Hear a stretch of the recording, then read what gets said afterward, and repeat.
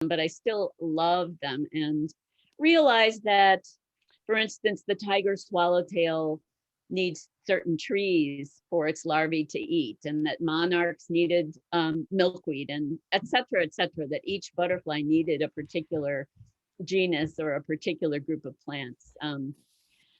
I kind of got off track. Sometimes I wish I had gone into just, entomology or some subject like that, but I was doing legal editing for many, many years. And then I thought at some point, well, I'm going to have to do this native plant landscaping and stop, dithering around in my friends' gardens and my little backyard and actually launch a business. And that's how I have to give a nod to Art of Art and Linda's. And I mention that because he was doing a lot of work in Oak Park. He died a couple of years ago, unfortunately, but he used to be very kind to me if I had any kind of question. He had been native plant landscaping before people, really knew what native plants were about. He fell in love with them, in fact, in Wolf Prairie. That was where he fell in love with Linda and named his company after their relationship. Anyway, Art was a great mentor. I don't want to get too much into this, but he gave me the courage to take the plunge and open Red Stem. And it's been quite a wild time ever since. And we've put in thousands and thousands of our wonderful natives in different environments. And I hope we can take some of the experience from our hundreds of gardens and share it with you today. Thanks, Monica. And Sarah? Yeah, so I also grew up as a kid playing outside all the time in nature. I grew up in a small town in southeastern Wisconsin, and we were outside, came home at lunch, and then we're outside again till dinner, and then we were outside again. So those were formative years for me, playing on the Nippersaint Creek and out in the woods. And Girl Scouts was a big deal for me. I have fond memories of the plant ID hikes, and I was that kid. I was that kid at the front of the line with the adult all the time. So yeah, and I'm sure many of us share those same experiences, that foundational love of plants and birds and insects. And so I was lucky enough through the years to make a career out of it in kind of a non-traditional way. My dad always told me, love what you do every day. And I'm very lucky to do that. And I love being able to do site visits and consult with people and not just tell them what plants they should put in, but getting to know them. Like I hear their stories too. Like my daughter played softball over there, and that informs me and like the recommendations, the plant recommendations I'm going to be giving to them. So really getting to know people and their reasons. That's a really great reason to do this job as well as I feel like I'm healing something. Every time a native plant gets put in the ground, I feel like a little tiny bit of something is healed, and that's really inspirational too.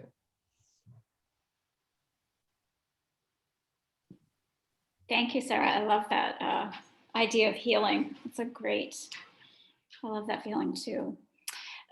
So we are going to, in an effort to give a little bit of structure to this session, we're going to divide the topics loosely into two broad categories. We're going to start with plant selection, and we're going to go for about 35 minutes with questions on plant selection. And then we will transition over to garden and plant maintenance and editing. So we can start. So I thought the first topic under plant selection, we had quite a few questions on this, would be on ephemerals. So since it's timely, most of the questions about ephemerals have the same basic question. I love spring ephemerals. They're beautiful. What do I do with the empty space once the plants become dormant? So do you have any suggestions, Monica and Sarah, for good plants to cover up those spots? I can take that one for starters. We use the ferns are good. There are a number of ferns that don't mind competing with other plants like Christmas fern and maidenhair fern, ferns that don't mind a little dryness, which is kind of what happens when the other plants sort of do their thing in the same place. There are also a bunch of shade asters, like side flowering aster. Well, there are a whole bunch of them. There are also goldenrods that don't really start developing until quite a bit later, and then they flower in the fall. So it's great to have that flowering. But let's see, one of my favorite goldenrods would be blue stem goldenrod or zigzag goldenrod.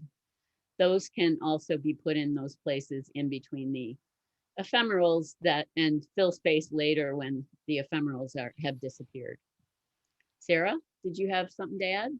Yeah, I would just add some sedges in there, which mostly are cool season. And so they're growing at the same time as the ephemerals, but they're all kind of knit together. Yes. And so I don't know. No, there shouldn't be a garden without sedges in it. I am very into sedges. They have these fibrous root systems that kind of like Sarah alluded to, they hold the garden together, and some percentage of the roots die every year. So they're also kind of self-fertilizing the gardens. But yeah, we love sedges. Thanks for mentioning that. And then somebody asked, oh, I'm sorry, I didn't jot down names with this. Someone asked, she said a few years ago, she planted trout lilies, and while they've spread, she only sees single leaves, but never any flowers. Yeah, it can take, I don't know, like 7 years or something for them to flower. So be patient. When you see 2 leaves come up, that's when you'll get a flower. But I have had trout lilies here and there in my front parkway for about 7 years, and they're just starting to flower this year. So there you go. It's exciting. I mean, I started to see them. I didn't plant them. Either they came in a pot with something else, which is probable because it's surrounded by concrete. Or, it's possible that ants somehow brought over the seeds. I don't know. But 7 years later, we have flowers. So you have to be patient. But when you see 2, the single leaves are sterile. When you see 2 come up from the same place, you'll get a flower. Adrienne, do you see any other questions on ephemerals? No, not really. I've got a lot of questions about taking care of old ground covers like creeping Charlie and stuff. But okay, we're gonna. Those will be in the. There's one here. Half. Okay. One more. How to care for shooting star. I had one established clump and then it disappeared. Put its friends, like plant its friends with it. So all of these native plants grow in communities of like-minded, little friends. So think about all the other little woodland friends that they would grow with. In botany, we call it associates. So shooting star would grow with things like Pennsylvania sedge and a bunch of the plants Monica already mentioned, zigzag goldenrod and just tons of different things. So when you put them together in a community, they support each other. All right. And this includes the trees and the shrubs and the whole thing. They all kind of have like nutrient exchange systems, and they occupy the soil in different ways. There's a million different reasons why that clump could have disappeared. It's impossible to diagnose exactly why. But I always suggest plant your stuff densely and plant things that are, around the same community helps. I second that. Good. Anything else on ephemerals, Adrian? Not on ephemerals. There's some about planting time, but again, that might go on at another section. Okay, so then the next group of questions we had, and these are questions that came in early, are about shade plants. Oh dear, I lost my form. Sorry for the delay. Somebody says she has a very shady spot underneath her deck that was built, and she'd like to put in some plants to grow under there. And just to clarify, it's an elevated deck, so it's a stairway. And so there is light that gets in. It wouldn't be just like, it's not a first level deck, it's a second level deck with stairs down. So what could she put under that?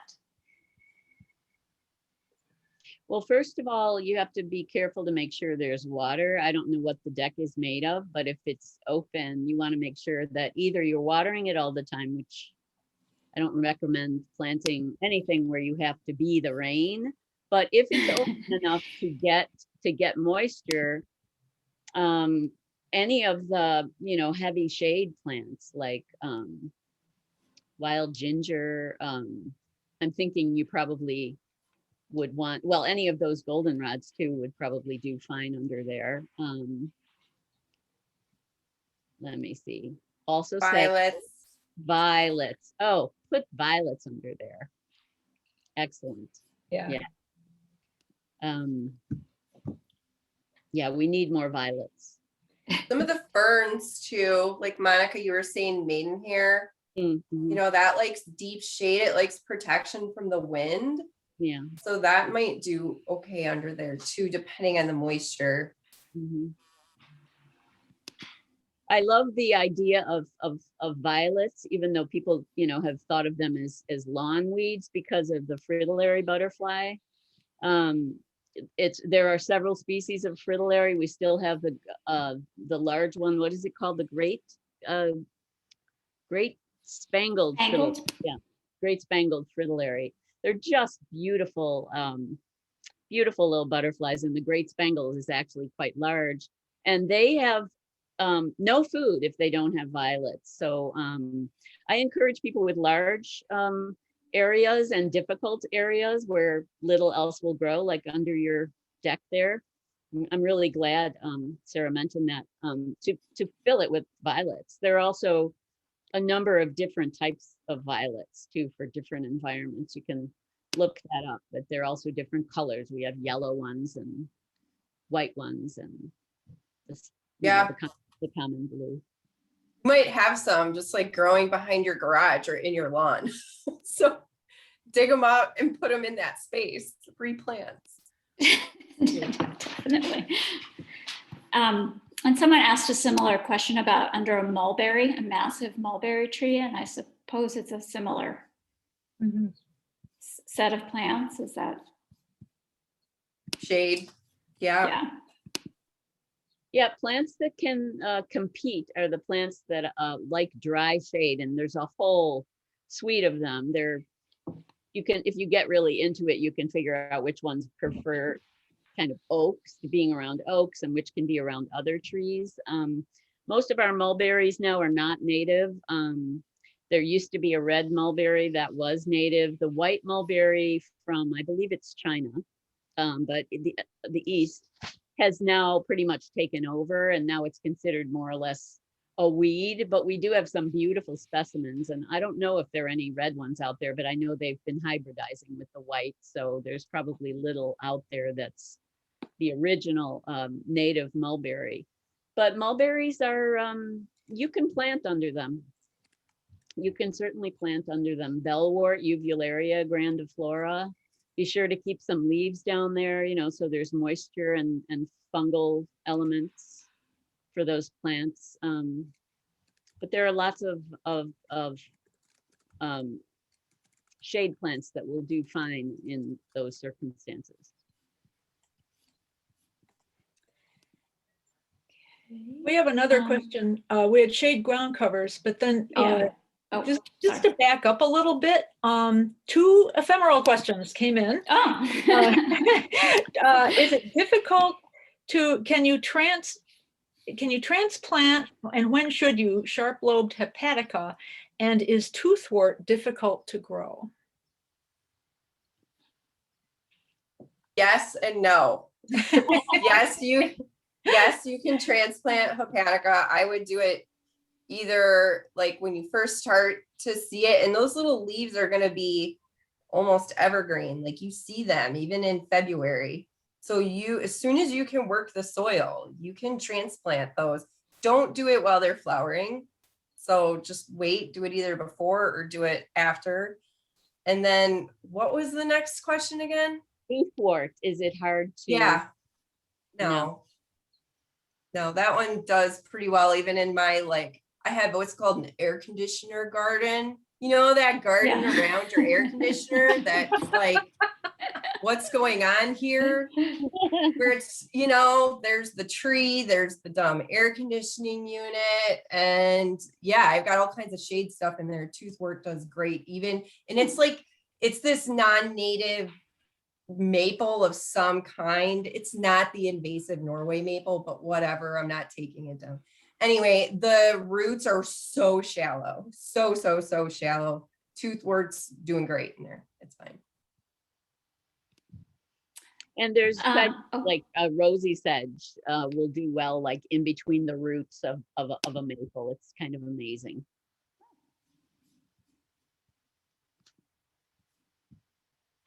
So then there are some questions on ground covers for shade.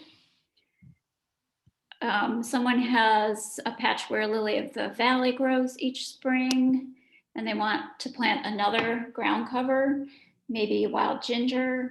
Will that compete well, or what might compete well? With the lily of the valley? Yeah. Sarah's shaking her head. No. Sarah, take it away. Yeah, no, lily of the valley, nothing is going to compete well with that, especially with these like little shade guys. So I recommend to people that if you're serious about it and you want to get rid of it, then you need to dig it out over and over and over again. Over and over again, because you'll dig it out and come back. Yeah, and I did that. Like it's not easy. We're doing an experiment right now. We're at the Land Conservancy at our office, where some previous owners had put lily in the valley in, and like our restoration ecologist had it covered for at least 3 years. And she opened it up and left it open for a little bit, and look at what's coming back, but lily of the valley. So a lot of it? Not a lot.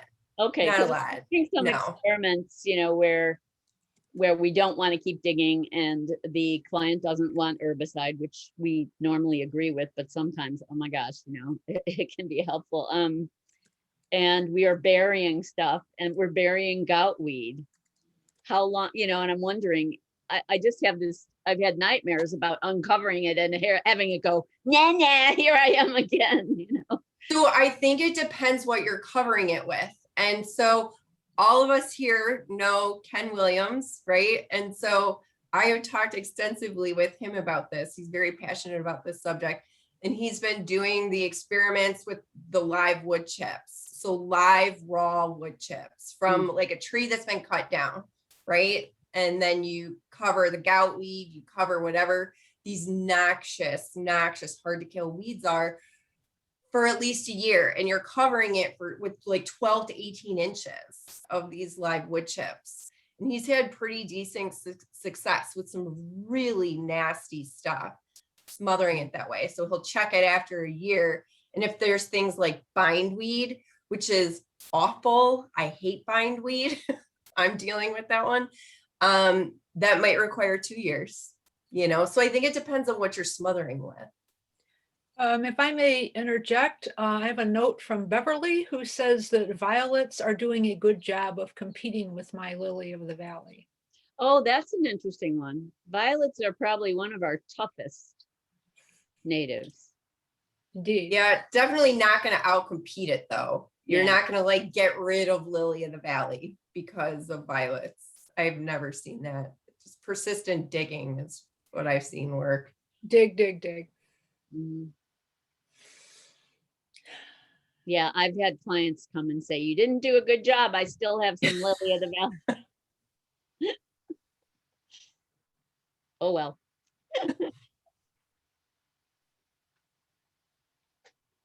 Oh, I have. Laura, you're muted. Okay. Sorry, my big dog is barking sporadically. People just in general are asking, what are some good shade ground covers? Yes. Adrian, is that okay? Yeah, we've got several questions about that. Okay. Do you want, are there more specific? Do you Not want really, just other than the one about the male mulberry, but in general, just what would, there's shade ground covers and sun ground covers. Yeah. They're just general questions, so. Well, so ground cover depends on, some people think a ground cover has to be lower than 10 inches or something, in which case there are a number of things like violets, like rosy sedge, like a sarum, ginger, that are low like that. But if you expand your thinking about ground covers to a couple of feet, then you can, I mean, geraniums, if you put them in, will cover the ground. Many of our, do you have any other ideas, Sarah? But there are lots of. Yeah. Can I share my screen real quick? Is that Sure. okay? You Okay. should be able to, can you, Sarah? Okay. All right, let's do this one. So yeah, so Yeah, I see it it. depends on what your goal is. Oh, If boy. your goal, if you don't care about diversity, if you're like, whatever, I just want these plants to fill the space, Canada anemone is going to do that for you. It's very aggressive. Okay. So this can do shade or it can do sun too. But it's nice. It stays under a foot. It's going to be aggressive and it's going to seed all over the place.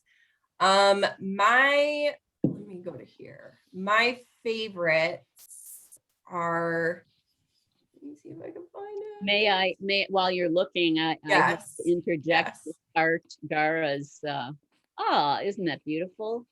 With Art Gara's remark, he called that meadow my enemy, because he put it into mixed gardens, and then Oh. in the beginning he didn't realize how much gardening you have to do in a native garden, and he would come back 3 years later and there would be nothing but meadow anemones. So you have to be pretty careful with that stuff. Yep. So if you're okay with a monoculture, put that one in. If not, if diversity is your goal, these are some of my favorites, like wild strawberry. I showed the violets. So that's just common violet, you guys, that I showed before. Yeah. So wild strawberry, violet, and then Jacob's ladder in there too, and Pennsylvania sedge. This is my go-to. It could do sun, it could do shade, it could do basically anything other than like standing water. This is my go-to as like a matrix planting. And there's a ton of other carex, like other sedges too, like Monica was saying, Carex rosea, Carex radiata, whatever the Carex gracilissima, whatever that graceful sedge is.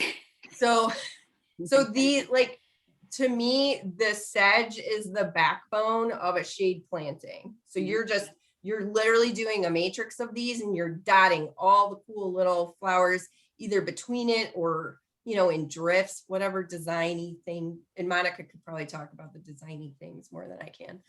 But sedges, they green up early in the spring. They're going to compete with weeds. They have a fine texture. So from a design perspective, they're beautiful. Monica talked about their fibrous roots. I could talk about sedges for like 2 hours, so I'm just going to stop now. We have a related question, which is, can you propagate Pennsylvania sedge? Can you divide it well? Yes.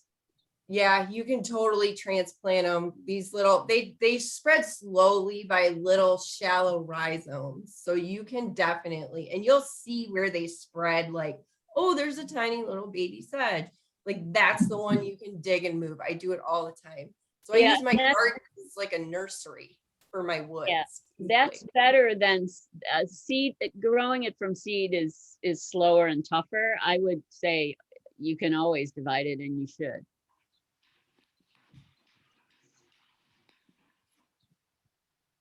What else have you got, Sarah? You want to just give a slideshow here? I know, it's very inviting looking. Oh, bloodroot. Yeah, bloodroot. Every shade garden should have some bloodroot in it, right? Usually blooming around Easter. And those leaves are beautiful too. The leaves are gorgeous. Even out because the petals have mostly fallen off now. But those petals are really going to open up and add a really cool texture to a low shade garden. So they do nice, whether it's a big space or a small, tiny space. Those are awesome.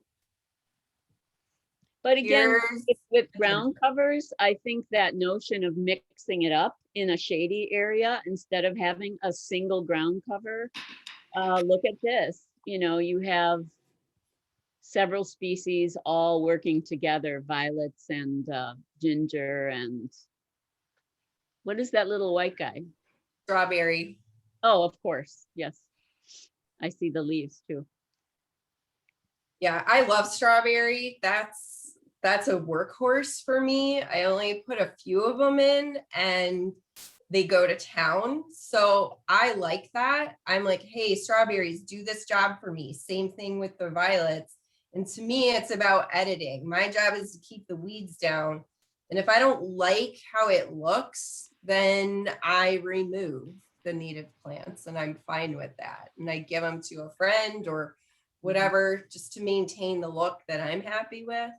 But I'm obsessed with cool season ground covers. So I'm really happy somebody asked about shade ground covers because weeding is not fun. And these plants that green up in the early spring really help suppress those weeds and compete. So plant them densely is the other thing. Plant them right in, you know, within 8 inches of each other, these little guys. If you want this effect to be quick and without too much weeding. Yeah, and I tell, because people freak out when I say that to them, Monica, and they're like, I don't have money for that. And I get that. I get it. So I'm like, you know what? Plant in dense pods then. You know, plant in dense pods, keep the weeds down everywhere. And the plants will slowly creep out and you can be transplanting and adding to that as the years go on. Yeah, that's true. I have a question about how do you divide ginger?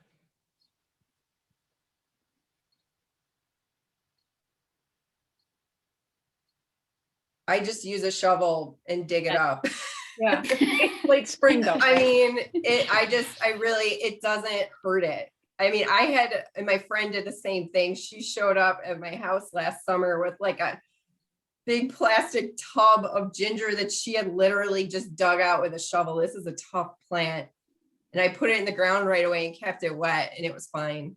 Is that late spring or early spring? What's that? Yeah, it was probably June, I'd say. It was June. It wasn't flowering anymore. I don't like moving plants when they're flowering.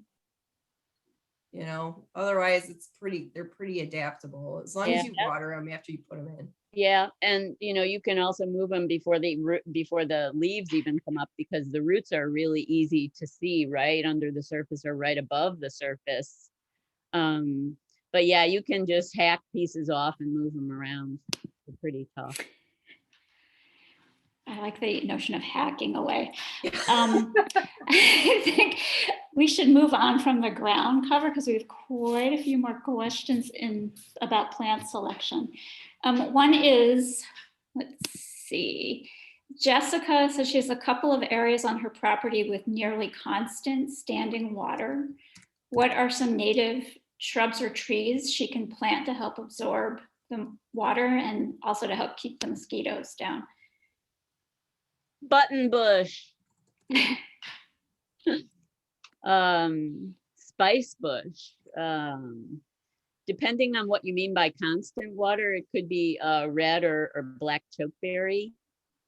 How about you, Sarah? Pussy willow, so Salix discolor. Yeah, nanny berry. It depends on how much you want, how much height, how much sun you have. you know, pretty much all of these will generally be fine with a bunch of sun. Some of them will be okay with shade, like nannyberry will be fine with shade. But yeah, buttonbush, I'm obsessed with that one, Monica. I love that. I love that shrub. I have that one down by my creek. Red dogwood, silky dogwood, those will both be fine. Meadow sweet. So that's a native, right? Native Spirea alba. That one's gorgeous. And then there's the native, the American cranberry, like whatever the common name is. It's Viburnum trilobum. So American highbush cranberry or whatever it is. But that one's tricky with ID and not getting it confused with the European. They're getting hit in some areas. They're getting hit pretty badly by the viburnum beetle, which is different from another disease that our viburnums used to have. It's relatively new in the area, but I'm starting to see it like in Evanston and Wilmette. I don't know if it's out near Barrington yet, you know, out in the west suburbs. I see it in Oak Park. You see it? Yeah. So it's right now I'm not planting a lot of viburnums because the only real you can do things to preserve it. If you have one, you can cut the eggs off the tips, and there are various other things you can do, but an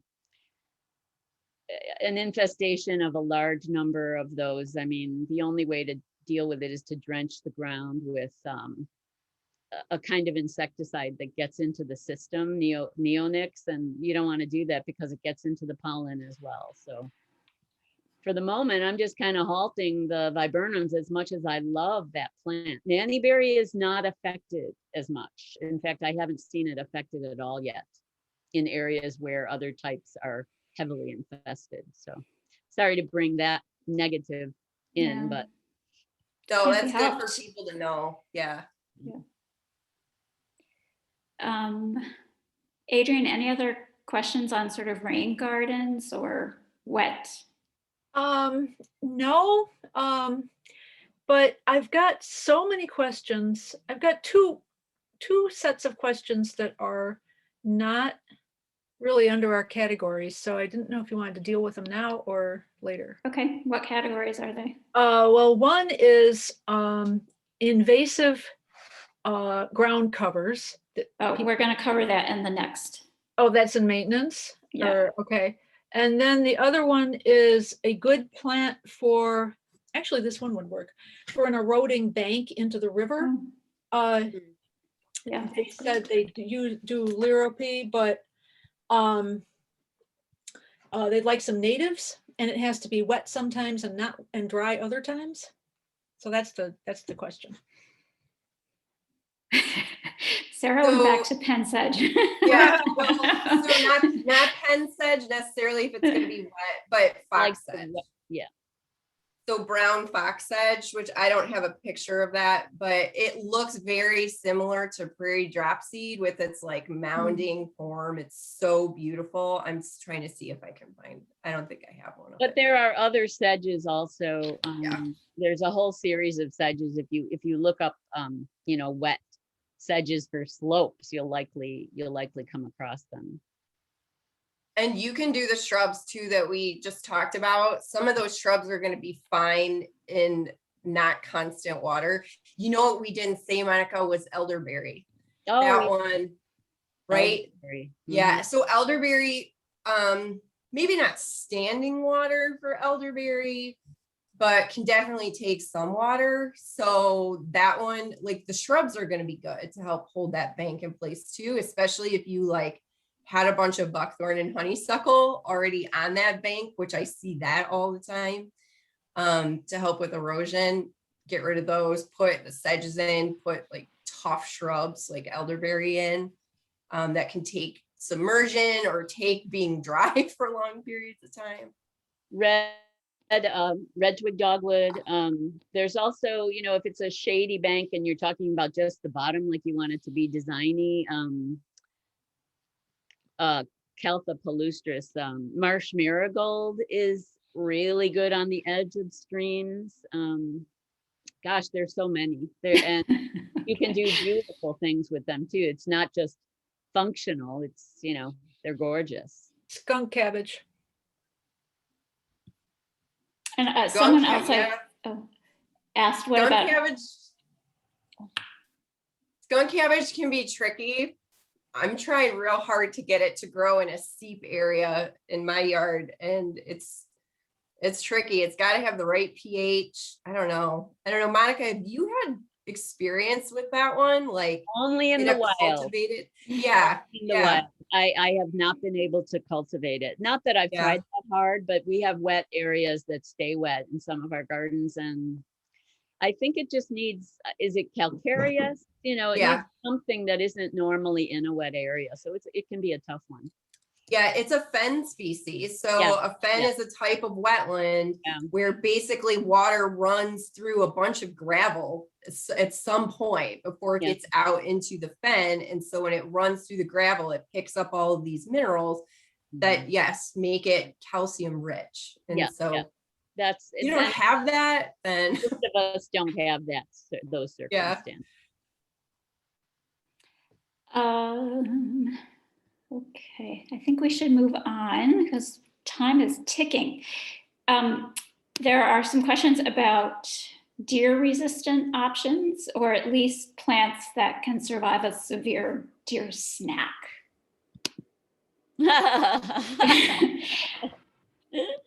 Yeah, wow. So it really depends on how hungry your deer are. Some areas are so heavily populated with deer, they'll eat almost anything. But in sort of in general, they don't like things that are, you know, stinky, fragrant. They don't like things that are fuzzy or thorny or, I mean, there's a ton of things depending on whether you're talking about wet or dry or trees or shrubs, but agastache, Joe Pye, Prairie Smoke. There are a lot of plants that they don't like because they're, you know, they have fuzzy hairs and stuff like that. So that's one of the characteristics of plants that they don't like. Monarda and many of the asters just have too strong a scent and they tend to avoid them. They tend to avoid ferns, Baptisia, Rudbeckia, violets, Ruellia, which is wild petunia in sunny areas. I'm sure Sarah has a list or can supplement. Yeah. I'm just going to stay on this like sedge slide because they don't like sedges. They won't eat sedges. That's true. They don't like sedges. They don't like the onions. You might have said that. Like, so the alliums, you know, nodding wild onion, those kind of things. They don't really like those, you know. So there's a lot. There's actually a lot. And what I have found is like, if you plant super densely, eventually these plants are going to be able to take some browsing. And now obviously that's to a point. You know, if you've got extremely heavy deer pressure, then, you know, there's only so much you can do where you can fence. Yeah, a really tall fence. No, but just putting in these like heavily scented plants, like the mints, the pycnanthemums, like, you know, mountain mint and all, there's a bunch of different pycnanthemums. You know, they don't like those. So there's a lot. And then if you have space, you've got the like prairie dock. So you've got the silphiums, like they don't like those. Those would be like eating sandpaper, basically. So there's a lot of options for deer resistance. Just get to know your plants, get to know if they have that kind of a smell, mint, onion, whatever it is. There's a lot of options. But again, if you have really hungry deer, they're probably not even healthy because they're competing so hard. There are folks who work in the forest preserves who do these exclusionary things where the fence keeps the deer out, and you'll see in some places nothing outside, you know, beautiful natives within the exclusion areas, and then outside it practically nothing. So it really depends on how many deer we're talking about. But these planting densely and planting with things they don't like is pretty helpful most of the time.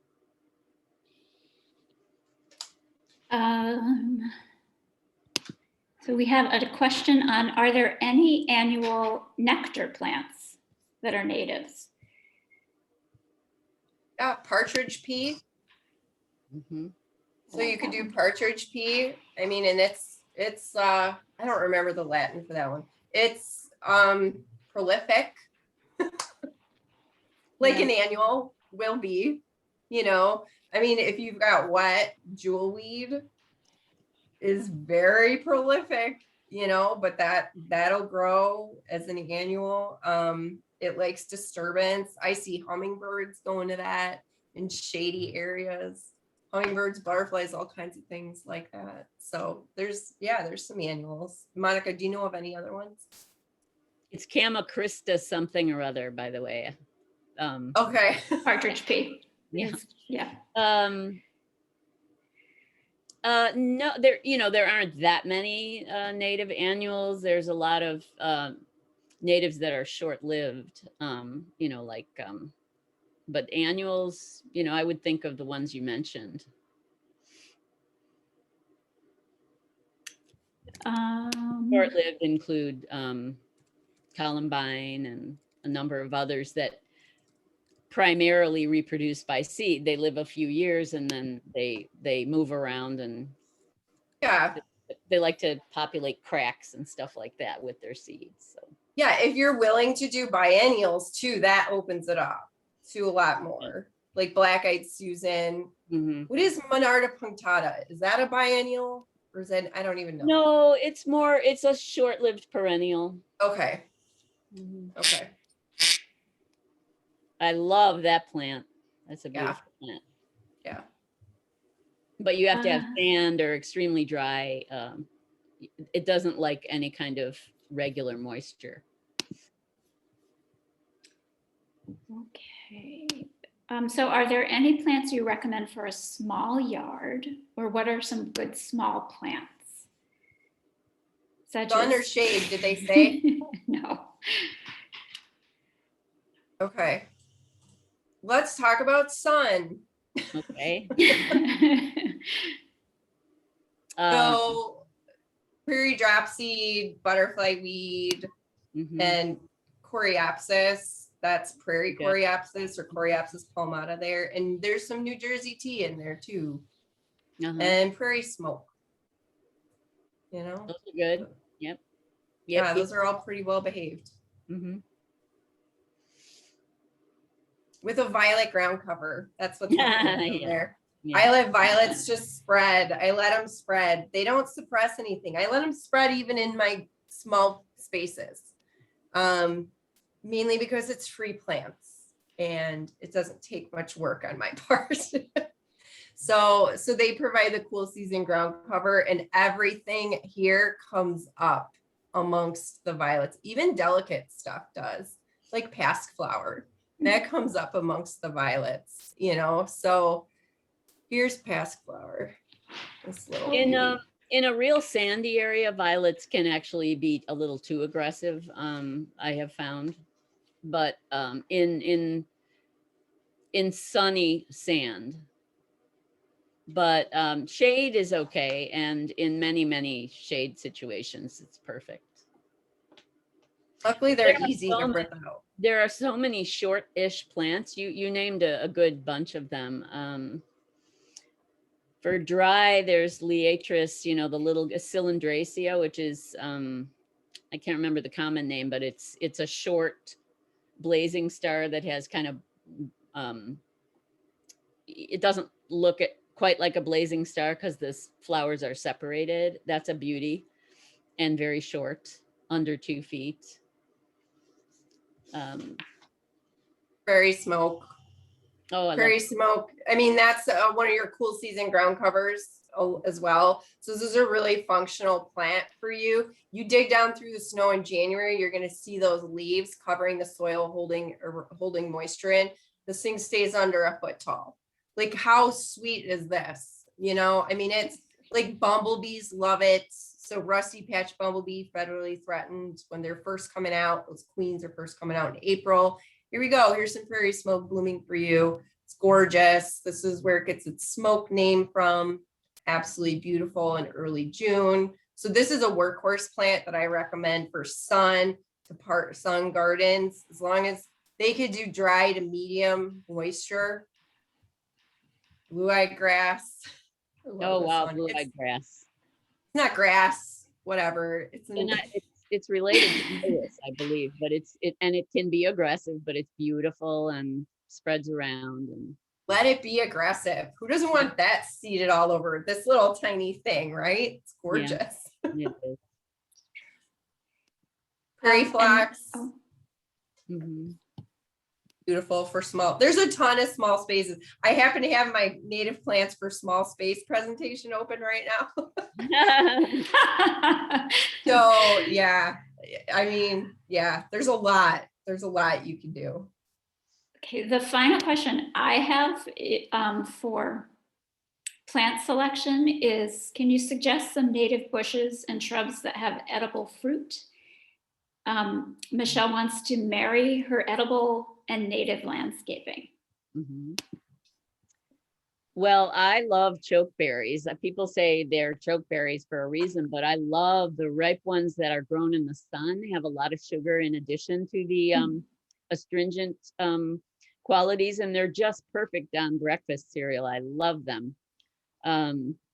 Elderberry can be used, the flower, you can make champagne out of the flowers. You have to use sugar, they're kind of bitter, but to make a great jam or wine, elderberry wine.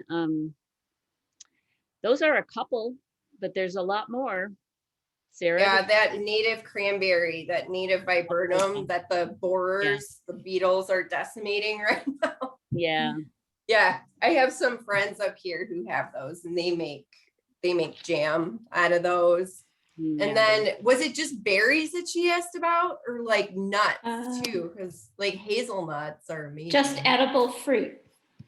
Oh, fruit. Okay. So whatever. I mean, if you're talking about nuts as well, then hazelnut is one of my most recommended shrubs. If people can do something that gets 12-ish feet tall and 12-ish feet wide, if they can handle that. Hazelnut historically was the most common understory shrub found in our oak woodlands and even out into the prairies at some points. So getting hazelnuts restored, everybody should have them in their landscaping if you've got a little bit of space for them. Beautiful fall color. They can do sun, they can do shade.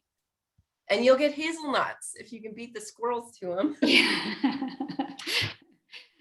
Adrienne, do you have any questions you want to throw in here? Oh, I have so many questions. Yeah. Why are we here? No. Okay, so like I said, I have tons of what do I do with? All right. Okay, well, let's move to the. Okay, I should we thought you move said to take the. Should we move to maintenance and editing, etc.? Or what? Yeah. Or are they? I do have what to plant under hickories where they removed buckthorn. Oh. All those shade plants that Monica and I talked about earlier, basically. Okay. Yeah, all those little sedges and the little flowers and the ferns, all of those. Let's see, how do you make a new garden look full like that first year or two? Or do you? Plant it densely, Okay. And it's going to take time, just be patient. Okay, all right. Someone asked about a native window box. They say they've got a thriller and a filler and a thriller, but they need a spiller. I guess. I wonder what the thriller and filler are. Yeah, I would like to know too. Oh yeah, well, Calleroe is not bad. It has oh, I'm sorry, it's wine cups or purple poppy mallow that will spill. Sarah, help. Have you done strawberry at all in a container, Monica? I have no idea how prolific that would be, but that would be a vining spiller. I have not done natives in a container. So well, we are just beginning to experiment with them. The last year was the first where we did several containers with natives. And yeah, the spiller, we're still looking for those. We did not use strawberries, but thanks for the idea, because as I said, we're at the beginning of that, just experimenting. Prairie dropseed is very good, by the way. You probably already have that as perhaps the filler. I wonder how these would look too. The pen sedge, they're so, they're not super deeply rooted. I don't Yeah, they're know. flowy. Yeah, the Yeah. flowy likes to put its roots down, and it will take a couple years, but you can put your pots in if you have a pot that will take being outdoors, you can just put it in a protected space and then bring your natives back out and they'll come right back, which is cool. Oh. Yeah, pen sedge could be good. Oh, now we're getting a bunch of questions about on this particular topic. Someone tried wine cups, but they keep disappearing. What do wine cups need? They don't like water. They don't like wet. They want to be kind of dry. Okay. I have a very sandy yard. I'm near Lake Michigan and near Clark Street, where used to be the bottom of the lake, and they're just everywhere. Okay. That's been my experience. Okay, someone wants to know how dense is dense when you were talking about planting densely. What does that mean? A lot of folks say plant your natives, an average of 18 inches apart. Well, I would go a lot. If you want something that looks really lush from the beginning, I would go closer than a foot, depending. If you're putting in a Joe Pye that's going to become, or a cup plant that's going to become 8 feet wide, you could plant around it. And I generally will do that with sedges or something, but eventually those will move out away from it. So densely means really packed in there if you want it to look lush in the beginning. Yeah, the small foundational plants, like the sedges and all those other little guys, I usually recommend at least one every square foot just to keep it simple. But if you've got the budget for it, you can do it you can cram them even more closer together. Okay, In the prairie, if you do a transect early in the spring, 36 inches by 36 inches, you'll see 50 plants in there. And these crazy botanists, maybe Sarah is one, they can name them all at that height. Okay, so a question about Celandine poppy. Is it too aggressive? Someone else says they're not so aggressive. Any thoughts about, it is a pretty plant. Any thoughts about it? I love that plant. I use it all the time. There is a plant that is an invasive that looks almost exactly like it if you don't have experience with it. Sarah, do you know the name of that plant? No, and I should, because I was just reading about it. Somebody posted about it this morning. Oh, Let me find it. Yeah, I'll find it. I think Adrian does, because No, lesser celandine is a different question It's a different one. entirely. And Yeah, Celandine poppy is not related to right, exactly. And it's not related to this other plant. I have it in a slideshow, but I'm not organized enough to do what. It doesn't look like celandine poppies either, but that's part of our invasive stuff we're going to talk about. So we're not going to.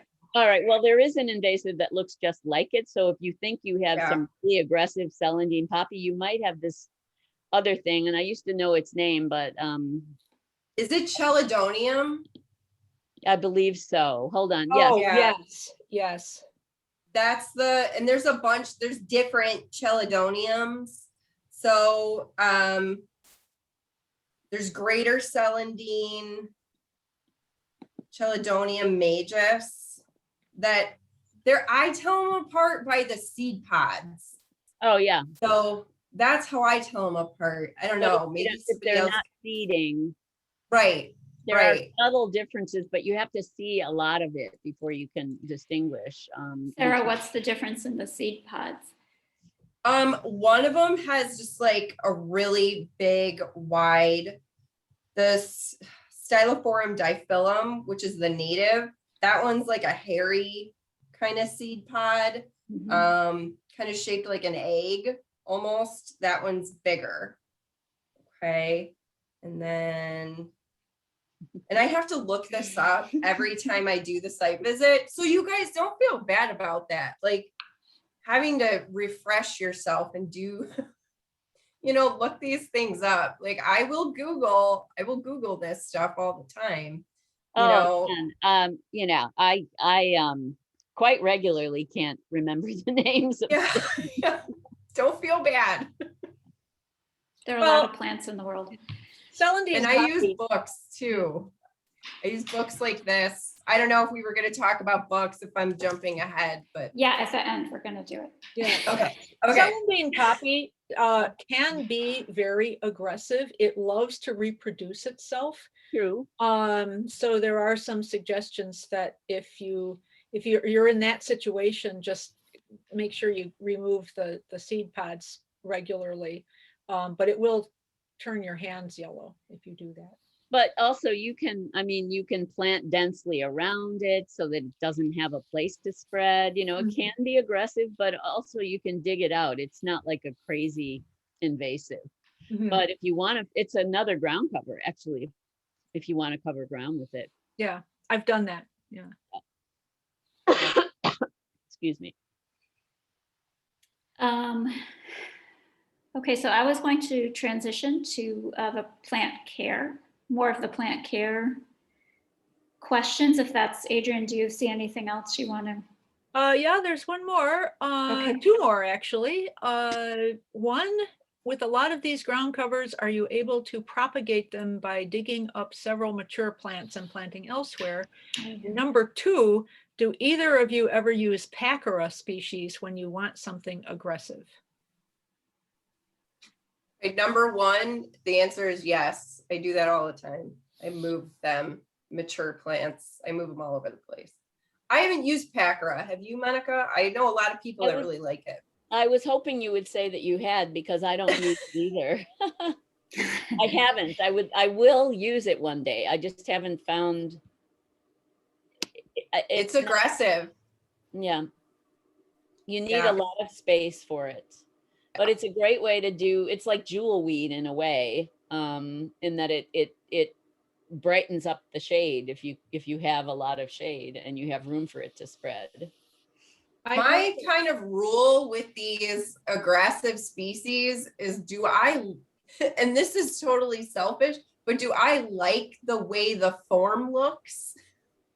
And so that's kind of been my doubt with Pachyra, honestly, in not using it more. So I don't know, maybe I'll experiment with it somewhere. Will I like the way it looks when it's not blooming? Is basically what it comes down to. So okay, we'll see. Sarah, let's vow to put some in this year and get back to me in a couple years. All right. Well, I will say I'm no expert by any means, but I have some, and it does compete successfully with goutweed, bishop's weed, which is why I used it. So, but it's aggressive. Yeah, It's if I might definitely say, aggressive. I have it in a contained space underneath a swamp rose, which I put in that contained space on purpose for obvious reasons. And they do very well together. Nice to know. I love that combination type stuff. Yeah, but they are surrounded by concrete on all sides for because I'm not. They're both pretty aggressive. Yeah, concrete is a blessing sometimes. Yeah. Okay, so ladies, I'm moving to transplant questions. So we have this great question from Anne, who says, part of my stress with natives is the idea that they can't be moved once they're situated because of their long roots. Is that true, or can you move them? You can move them. Yeah, you don't have to take the whole root. The roots function for the sake of carbon sequestration and exchanging nutrients and all the wonderful things that roots do, but you don't have to dig the entire root out. You can move them. Yeah, we were talking about this before a couple weeks ago or whatever, but like I've moved really shallowly rooted stuff, and then I've also moved like things that have a deep taproot in like an emergency plant situation. in like August, a prairie plant with a deep taproot. I think it was like butterfly weed or something like that. But normally I wouldn't do, but it had to be done. And it was fine. It's So part did of a you dig that thriving out? garden. Did you dig the entire root out? I don't think I got the entire root. I dug pretty deep. Mm. And I did dig, wider than I normally would have. And I had the whole clump, like I kept that whole clump of soil intact. Yeah. And put it in the ground and watered the heck out of it. Yeah, this is not a recommended practice. No, it's not. There are It's not, but if it hadn't been done, the plants would have been destroyed on a property. So there are different kinds of roots. Some of them are more, the ones with deep taproot, especially, did you say August? It's gonna be difficult. Baptisia is another one. You really have to dig to get it out, and it may not like being moved. There's a bunch of them like that. But if you look at root systems, prairie plants can go really deep, but be rather fibrous, or, have several different branches or whatever. I do shy away from trying to dig the deep tap roots, but I admire Sarah's, I like that story. And I know that if you dig enough and you actually take the soil and you water like crazy, you can succeed. So don't be afraid of that. No, Monica, that is definitely not a recommended practice and not something I do on a regular basis. Absolutely not. But you can move stuff, if you have to, if it's like a dramatic plant emergency. Yeah. You can move taprooted things too. Monica, can I dig into your, what you just said there was very intriguing about if you take the roots and some of the soil. So are you trying to get at the fungal networks, like not only take the roots that are there, but that root community and move it? Does that help the plant? Right, because if you rip it out of, it's the community, but you may not, know that that's what you're doing. But the more you strip it of where it's grown, both the community and if you're moving it, the texture of that soil, the moisture content, just because it's what that plant has grown with. So of course, if it has mycorrhizae that's working with it, taking the soil with it will help. But it's all those other things too, just less shock if you bring part of the soil with it. It's best to transplant things when it's cool out, when it's cloudy out, early in the season. Like I've started transplanting some things. Well, I've been doing that for weeks now. Some violets, some strawberries, some little sedges. So it's best to do it when it's cool out. Okay, so that's perfect with our next question. When should it's, Candace wants to know when she should move her sedges, her sweet black-eyed Susan, and her purple coneflowers. She's adding a water feature and has to move all those plants around. I'd say as soon as you see them. Right now. Yeah. Okay. Don't you find that the sweet black-eyed Susan moves all by itself though? Yeah.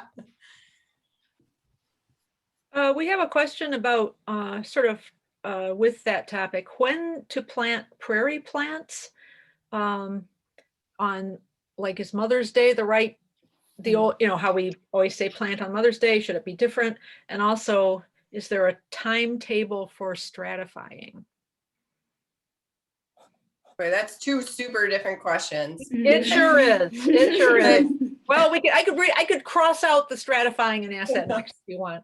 Well, red stem would go out of business if we didn't plant from April to November. We plant plants, plugs, gallons, whatever it might be, all year long. Certain trees, it depends on the plant. Certain trees you don't want to plant unless it's, they're better put in the ground in the spring or in the fall. But the prairie plants, we plant them any old time. The caveat is if you're planting in July and August and it's very dry. In fact, right now it's dry. It hasn't really rained enough. you water, you make sure you water a lot. I don't know if that's your experience. Yeah. Yeah. Yep. Exact same. I have a picture of me my husband and I putting in a garden one year in very early April. It was like bare root stuff we were putting in, and it's snowing on us. We're like in a snowstorm putting in bare root plants, and that garden is fabulously successful. So anytime you can work that soil, it's good. Along that line, someone asked, do you need to water native bushes if you transplant them when they're dormant? Not gonna hurt to water them a few times. Monica, what do you think? The thing about watering is it's not just about helping the plant get settled in, but it which it does, and helping the roots get out into the soil because of the moisture, but it's also squeezing out air pockets. It helps to solidify the planting, because when you plant, you generally also have little air pockets. So I would say always water at least when you put it in the ground. Yeah, sometimes water access is an issue, and there's little tricks, like if it's difficult to get water out to it, like I'll save up gallon milk jugs and fill them up with water and have a bunch of them in a wheelbarrow, or even if whatever your method is, and wheelbarrow that way out to wherever, and at least get one watering in. It's helpful. Okay, so back to stratifying. Any thoughts about it? Timetable, when to plant those seeds in the spring?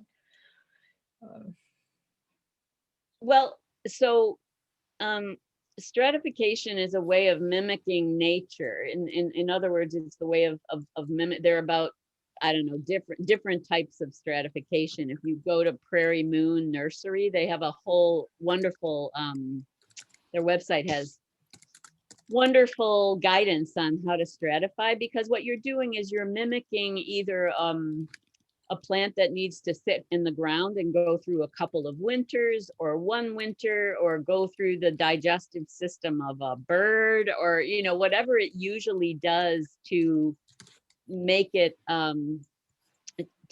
sprout, to make it germinate. That's what stratification is doing. So I mean, stratifying is great if you want to do it that way, but also throwing seed out in the fall, or even on top of the snow, is a way of giving the plants what they need, because these are wild plants that grow in our areas, and as long as you've got the right environment, you can throw them out in the snow. So I don't know, stratification, it's part of propagation, which is not my area of expertise, but I know what it's about. Maybe Sarah has more expertise in that than I do. Well, it's not a simple answer, because every plant has different stratification needs. So some of them are stratified for 30 days, some of them are 60 days, some of them you've got to scarify the seed coat. Personally, I don't have time for any of that, and I just chuck it all outside. But there are people who do it, and that's awesome. But it's literally going to depend on the species that you're doing. So you need to know the specific stratification code. And like Monica said, go to Prairie Moon Nursery. They've got all these little codes, and they've got all the meanings for each code. And that's going to tell you exactly what your particular species needs. I just looked at the chat, and I feel kind of bad because there's so many questions and we can only answer so many. I'm going to close it because I can't stand it. I don't let it stress you out. Well, I should say, I'm calling similar. I've got questions written down. People are answering each other in the chat as well. Oh, that's good. Some people are just making comments. So it's quite the little separate conversation, but related, and people are clearly listening to you as well. So that's nice. It's doing all right. Don't let it not just us hanging out here. No, it's all related. Yeah, so yes. Adrian, do you see anything else about transplanting, moving plants around, that sort of? No. Okay, so I'm going to then move on to dividing, which you've already touched on a little, but Barbara has asked specifically, do sedges benefit from dividing? And are there any rules of thumb common to all carex, all sedges? They do benefit from dividing, and sedges are expensive. So that's cool because free plants. I don't know. I literally just get on the ground and stare. Like I move the plants around and I look for the new tiny little spreading little separate plant. And I dig a tiny little, little section around it with my soil knife. That is super dirty and used. And make as minimal soil disturbance as possible and pop that little thing out and then pat the soil down. And that's pretty much what I do with all plants that I move. That soil knife is my favorite tool. Oh, nice. Dirt and all. Oh, yes.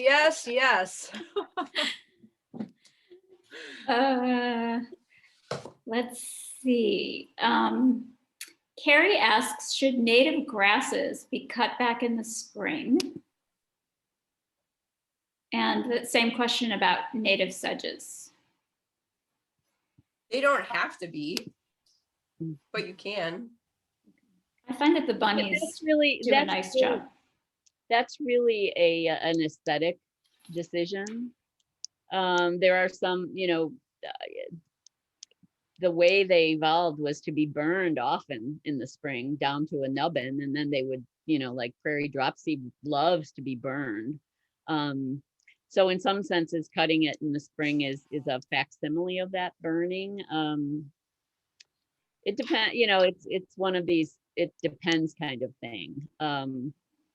Sedges, not going to hurt anything though.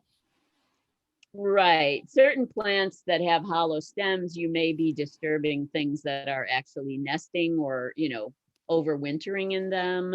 Same thing with leaves, but cutting down the detritus from a grass or a sedge isn't going to hurt anything. That's my general feeling too. Somebody said I've got to close this. Does prairie smoke need dividing? Yeah, you can divide prairie smoke too, because it will spread and you can put it elsewhere. I'll say about certain sedges like brown fox, lots of them, they will grow in this ring and the middle will die out. And sometimes stuff will seed in there and grow. It's kind of a cool thing. But if you don't like that look, sure, cut it, dig it up, cut it into pieces and replant it or give it away or compost it or whatever.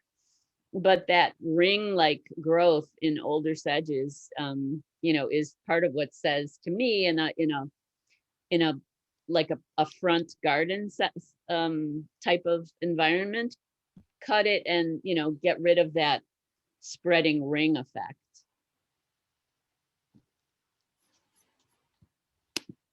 Okay, we have a question. Two questions about dandelions. One is, in a prairie planting, should they be left alone? Someone else, what about dandelions? Are they native and should they be left alone to grow? They're not native. Right. They were one of the many medicinals taken here by folks who moved here from Europe because they're so useful for medicines, and also salads, and people like to eat them. I don't know about you, Sarah, but I don't find them in a prairie planting. They kind of die out. They're not really aggressive against natives. Now I always pull them when I see them, but they just don't. They're not a problem in our gardens. Do you find that? So in some small gardens, I pop them out, but I do it with a hoe, whatever. We can save that for the maintenance section. In a garden setting, I'll remove them, but I don't freak out about it. Out in a seeded prairie, I don't pay attention to them at all. They just fade out over the years They fade out. as the bigger, and as it's being burned in the early spring, and yeah, they fade out over time. In a garden, like a small garden though, I don't know, I pop them out. Well, I pop them out, but I find that once the garden fills in, they Yeah. disappear too. You know, they just Yeah. don't, you pop them out, but they don't, Yeah, just they're gonna occupy open bare soil. So you don't want bare soil in your garden, right? So that's why Monica and I keep talking about like plant in densely, plant in layers, get cool season stuff going, and it's gonna compete with things like that over time.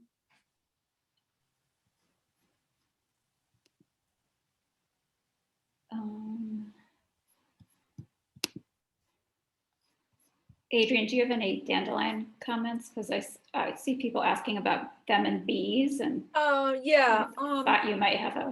My comment about dandelions is that they are okay for pollinators. If you can get really early native plants going, they're better for pollinators. But just this morning, I was noticing a minute small carpenter bee using a dandelion in my prairie area, which I'm always too lazy to pull up the dandelions. So they are good. They're sort of if you don't have any natives, then then the dandelions are definitely going to help, but they're not as good as as the native plants. That's my take on it regarding bees. Yeah, the nutritional content of a dandelion is not equivalent to our native plants, whether it's something like pascflower or a bunch of other things.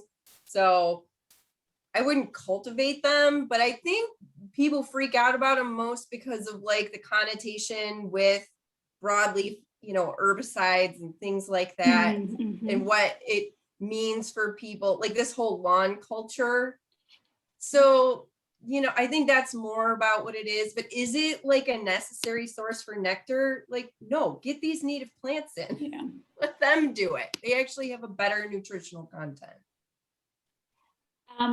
Sweet Joe Pye weed grows very tall.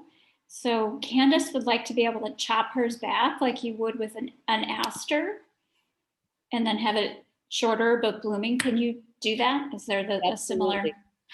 Absolutely. Or you can let the ones in the back be tall and cut the ones in the front and have it kind of layered. Yeah, you can do something like that. They will still flower if you do it at the right time of year. Excellent. Is that like when you cut back asters, you do the Chelsea chop and you do that in June. The asters are in June. Right. So when do you do the pie? Yeah. If you cut the Joe Pye, it's a little bit later. Oh, okay. Okay. Good. I don't know, I don't know if Sarah's into cutting Joe Pye, but we do have a lot of small. I don't have Joe Pye in my gardens for a reason, because it's really aggressive and I don't even want to deal with that. So it's out in my woods and I love it out there. And I just let it. I have a tiny garden in the front of my house, and I have a Joe Pye weed there, and I feel bad every year, but I cut the seed heads off after it blooms. I just don't let it do anything, because it spreads by seed into your neighbors and the whole neighborhood. And it is beautiful in the woods, but I love the way it is in that front yard, right between the my walkway and the driveway next door. And I just cut it every year before it has a chance to do its little old seeding thing. So I derive secret pleasure from when I see my natives seeding in other people's yards. It's guerrilla gardening. Yeah. Okay. So I have a question. I shouldn't. Okay. Yeah. Go ahead, Adrian. Sorry. Okay. So the next thing is, then can you cut white turtlehead in July? Oh. In July? It's a mint though, right? Or no, is it a mint? No, it's not. No. Isn't it blooming in July? Yeah. Turtlehead? It's like no here, maybe a little later. I don't know. I don't cut it usually. No, and that's short. Yeah, it's only 3 feet. Yeah. Yeah. I mean, try it. One thing that I found is, if you want to try something that nobody else has tried that do it. You're not going to hurt. These plants are all about their roots. You're not going to kill anything. Good. And then, maybe you'll discover something. Okay, so I have someone wants to plant a tree to honor a family member in a full sun large yard. Plant an oak. Yeah. There's a consensus here. Yes. Plant a bur oak or something. Bur oaks are so adaptable to a variety of soil conditions. Yeah. And you honor your family member for hundreds of years with that oak tree. And it supports 500 species of insects, which then supports many, many, many birds. Yeah, if you have the space for an oak, put in an oak. So we are sort of running short on time. There is one, I'm sure Adrienne has some questions she might want to get to, but one question I know we get a lot and we see a lot on Facebook during the summer is along this line. Aphids completely covered all of my milkweed plants, yes, last summer. Will they harm the milkweed? Will they harm the caterpillars? What can I do? So when I get this question, I just tell people you need more plants in your garden, and you're going to develop like an insect food chain in there, and little aphids are going to be controlled. So I don't know, Monica, you might be able to speak to this more than I can, because I'm usually like, just put more plants in and let things take care of themselves. Mm-hmm. So I don't know. What do you tell people? I have to admit to being distracted momentarily. Are we talking about aphids? Aphids on milkweed. Oh, okay. Yeah, I mean, you can always let stuff go. In these gardens, especially the small ones, aphids can't survive if you knock them off the plant. So, it's kind of gross, but you can kind of hose them and sponge them. It's an operation that's a little bit ugly, but once they're off the plant, they're not going to get back on. So there you go. I bet there's some aphids in there. There's all kinds of bugs in there, and they all eat each other, so I don't even pay attention. But it's true that if you have enough diversity and enough in the way of other insects and whatnot, you will not have an aphid problem. But I've seen really, grossly infested incarnata, the swamp milkweed that, is growing in an area where stuff has not filled in yet. You can hose them off and kind of hose and wipe. And once they're off, they're not coming back. I mean, the moms and dads might still be laying eggs, but they don't crawl back on. So that's one method, non-chemical method. Okay, so, all right, here we are. I have a list. I've developed a list of annoying plants. I'm going to read them to you. Lyre sedge, motherwort, goutweed, windweed, creeping Charlie, vinca, lesser celandine. And every question is, what to do? How do I get rid of it? Is this your favorite book, Sarah?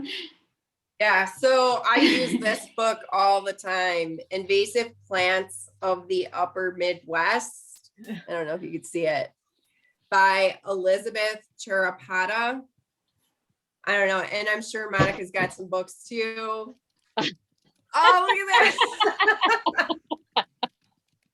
I had to turn around to find it, but there it is. Yeah, this is a beauty. So Invasive Plants of the Upper Midwest by Elizabeth Cherapata. It's available through the University of Wisconsin-Madison publication system. It's fantastic, and it lists trees, shrubs, all of those annoying plants, and I refer to it constantly. Yeah, and she'll give you a little bit of history. Why is this dumb plant here? She'll give you control methods, both mechanical and chemical. So you can choose, you can choose what method to use. And a lot of it, you guys, is about time and persistence. So yeah, Monica, I don't know if you have anything to add to that, but. Well, just that we really try to avoid chemicals, but some of these buggers are just nearly impossible to get rid of without them. But, persistence will do it. Even just cutting and cutting and cutting so that if you have the time and, and you can do it, if you cut weeds rather than pulling them, then you won't disturb new seeds, but you have to cut them so that they don't have a chance to regenerate and photosynthesize. So that's a heavy duty method that doesn't require digging. Oh, look at that. Yeah, so Sarah's giving us a link into our close, which was to ask 3 questions of each speaker. Sorry. No, I think it's perfect. The first question was, let me get my list. What's your favorite book on native plants or native gardening? Wow. Oh, on native plants, so not on the invasive. No, this is perfect because it's related to the topic of native. I just knocked gardening. my bookshelf over, so let me try. So yours, Monica, Sarah, was called Invasive Plants of the Upper Midwest. Invasive Plants of the Upper Midwest. And I put a link in to the chat. Oh, good. To the website. And then, about native plants themselves, I like Heather Holmes' books. Yeah. Like, this is one of her older ones, Pollinators of Native Plants. She's got some other, okay. Were you literally grabbing that one? I was grabbing this. You have to stop taking my thunder. Okay, sorry. Go ahead, Monica. Go ahead. No. Go ahead. Explain it. That's a beautiful one. It is. So Heather Holm, she's this so she's an entomologist, graphic design photographer, amazing person out of Minnesota. She's got a bunch of books, Bees, Wasps, and this one. There's some little garden layouts in the back of this, which is really nice. But it tells you the relationships between all different pollinators and individual native plants. It's so informative, and her photography is amazing. And if you don't follow her on social media, you should. Yeah, she's fantastic. And I know she is a huge supporter of wild ones. So that's right. She's an honorary director right now.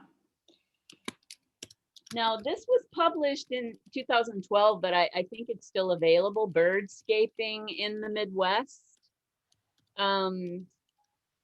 It's kind of, I don't see it around, it's by Mariette Nowak. And it's very cool. I mean, the birds, again, the photos are wonderful.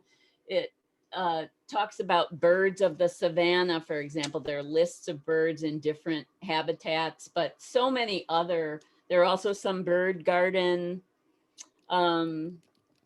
layouts. There are just a lot of sweet little things that are all packed into this book. And Illinois is right in the middle of the range she's talking about. But just habitat gardens, I'm reading from the index now. Bird habitat gardens for specific birds. Midwestern plants that attract birds, maintaining and enhancing your bird garden. This is really nice for folks who want to attract birds. And then there's a whole host of bee books too. I mean, Heather Holmes is one of our great ones on that as well, but there are a number of books about how to attract pollinators and the different. The fascinating thing when you start looking at pollinators is they have each one has a different mouth part from the next one, and not all plants full of pollen are going to be good for every pollinator. So I'm trying to think which is my favorite book about bees and how they. That's hard. It's hard. You already gave that. I think. Okay. There's some That was a great good answer. And I just want to, as you're talking about birdscaping, it reminded me that we are having Pam Carlson, who has a fabulous native plant garden in Chicago and has attracted 117 different bird species to her yard. She's speaking in June. So Wow, nice. watch out for Awesome. that. Okay, the next question was, what's your favorite tool? And Sarah, you showed your garden knife. I specifically brought my two dirty things in here. This one is, I use this one constantly. This little small handheld hoe, and it's really cheap on Amazon. If you just go on, or whatever store you want to go to, and you just look for a little handheld hoe. This is how I maintain my gardens. I don't pull weeds by the roots. I want minimal soil disturbance, and so I just slice just below the soil surface. The thing is constantly with me. I don't have my tool with me, but I would say it's called a Dutch hoe. It's also a hoe. It looks, you have one, right? She's got one right there. Yay! All these there you go. tools. Oh man, that's great. Yeah, it's like It's so long. It's like it's long, but you can use it standing up, as opposed to kneeling or getting closer to the ground. But also, because of its shape, you can just cut off your plants at the surface without disturbing even like the mulch, if you have mulch. So it's very, in our gardens, a lot of folks like that that traditional look of a plant mulch, so those little buggers that come up, this is very good about, getting rid of the seedlings of weeds without disturbing the soil too much. So we're both giving you hoes, I guess. Okay, and then our final question to kind of close out today is, what is a native plant that you think is underused and you'd like to see more people putting in their gardens? Should I even go back to the slide? Are you going to go back to sedges? Of course. That's my thing. Or the sedges. I don't know. That should be the backbone of many different habitat types. And they're not a showy flower. So I feel like they get overlooked, and I think they bring an understated beauty to a garden, definitely. And their little seeds they do feed some birds. There are little insects that depend on them. Okay, I'm just gonna stop. But yes, I would go with sedges for me as an underutilized. A bunch of Lepidoptera moths, small moths in particular, actually eat the leaves of sedges. Well, I hate to always be echoing Sarah, but mine would be a sedge too, Carex grayi, which is burr sedge. It mixes really well. It's got a really wide tolerance. You can put it in water, you can put it in gravel, you can put it in a drier area, and it mixes. It's got this, I should have a slide really, and I probably do, but I can't get at it right now. It has this little medieval mace-like seed head that holds on into the winter, and so it mixes with different plants at different times of year. It doesn't get taller than a couple of feet. Actually, most sedges don't, but burr sedge is really a beautiful sedge. Doesn't look anything like Carex. It's not flowy like this. It has a thicker leaf, and it's got these mace-like seed heads, and that's its real feature. And that looks really beautiful with all sorts of other plants at different times of year. Oh, it's on this list here, isn't it? I just added it. Oh. So people, that's how you spell it, right? Is that right? Yeah, it's only one eye. No, I think it's one eye. Okay. I think it's only one. One eye. There you go. Let me see. Adrian, do you have any concluding? it's just really exciting, and I'm going to get my soil knife and I'm going to go out and I'm just going to start cutting and dividing and doing all that stuff. Yes, yes. So yeah, no, this was really, I wanted to thank everyone for their questions that really generated so much good discussion and thought. Yeah, thanks everybody. This was fun. I echo that. Thank you all for coming. Thanks to Monica and Sarah for being here. It was great, and you're so easygoing and have such a deep knowledge of native plants and gardening. It was wonderful to hear you talk. Thank you very much. Thank you. Thanks for having us. Bye, everybody. Bye.